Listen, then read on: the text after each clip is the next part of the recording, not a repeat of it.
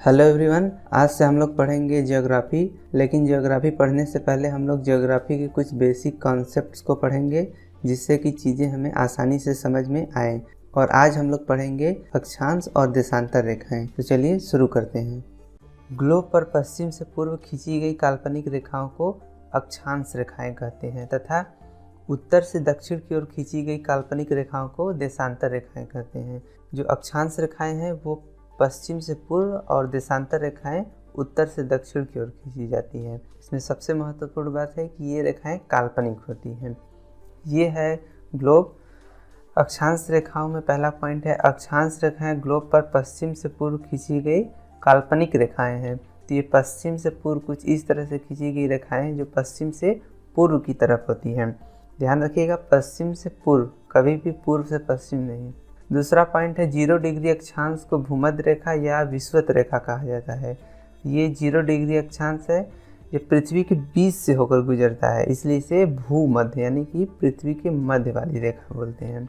भूमध्य रेखा पृथ्वी को 2 भागों में बांटती है, उत्तरी गोलार्ध और दक्षिणी गोलार्ध। उत्तरी गोलार्ध ऊपरी वाला हिस्सा होता है और नीचे वाला हिस्सा दक्षिणी गोलार्ध का होता है। अगला पॉइंट है, अक्षांश रेखाओं की संख्या 181 यानी कि 90 + 1 + 90 होता है। इसका क्या मतलब? तो ये 0 डिग्री अक्षांश रेखा एक अक्षांश रेखा हो गई, इसके बाद 1 डिग्री 2 डिग्री 3 ऐसे करते करते 90 तक जाएगा, कुछ इस तरह से। और सेम प्रोसेस नीचे भी, इधर भी 1 2 3 ऐसे करते करते 90 तक जाएगा। तो ऊपर भी 90, नीचे भी 90 और बीच में 0 वाला, तो टोटल हो गया 181।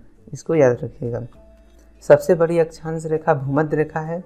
देखकर ही चित्र के माध्यम से स्पष्ट है कि जो येलो कलर की लाइन यानी कि भूमध्य रेखा है वो सबसे बड़ी अक्षांश रेखा है। 2 अक्षांश रेखाओं के बीच की दूरी 111 किलोमीटर होती है। अगर 1 डिग्री अक्षांश रेखा है और दूसरा है 2 डिग्री अक्षांश रेखा, तो दोनों के बीच की दूरी 111 किलोमीटर होगी। यदि पहला 1 डिग्री है और दूसरा 3 डिग्री है, तो दोनों के बीच की दूरी दोगुनी यानी कि 222 किलोमीटर हो जाएगी।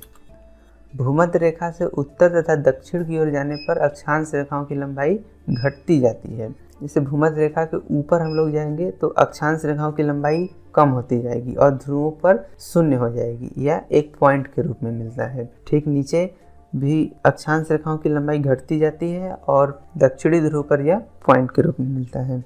अक्षांश रेखाओं द्वारा दूरी ज्ञात की जाती है। जैसे यदि आपको बोल दिया जाए कि आप 1 डिग्री अक्षांश रेखा पर है और आपका एक दोस्त है जो 5 डिग्री अक्षांश रेखा पर है, तो दोनों के बीच की डिस्टेंस कितना होगा?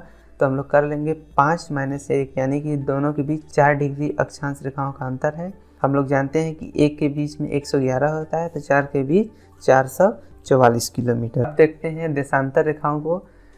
ये हम लोग का ग्लोब है। अगला पॉइंट है, ये उत्तर से दक्षिण खींची गई काल्पनिक रेखाएं हैं। कुछ इस तरह से उत्तर से दक्षिण की तरफ खींची गई काल्पनिक रेखाएं होती हैं। अगला पॉइंट है, 0 डिग्री देशांतर को मध्याह्न रेखा या मानक देशांतर या इसी को मानक समय रेखा भी बोलते हैं।